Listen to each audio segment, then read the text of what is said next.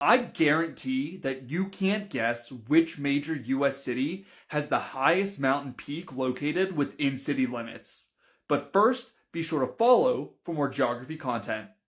So, which of the 50 largest US cities do you think has the highest mountain within city limits? Maybe Los Angeles? Maybe Denver? What about Phoenix, which has the famous Camelback Mountain shown here? Well, what if I told you that it was none of those cities and that the actual answer was El Paso, Texas? This is North Franklin Mountain. Located entirely within the city limits of El Paso, North Franklin Mountain rises to an elevation of 7,192 feet. That makes it the highest point in the Franklin Mountains, shown here, as well as the 27th highest mountain in all of Texas.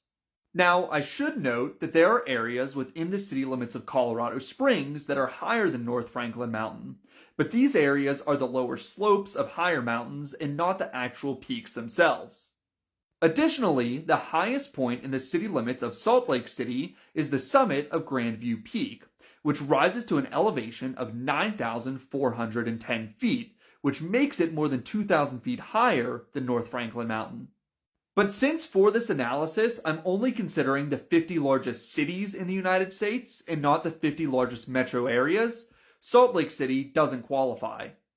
But back to North Franklin Mountain, it's actually an incredibly impressive mountain considering it's located within a major US city, and it rises more than 3,000 feet above the neighborhoods below.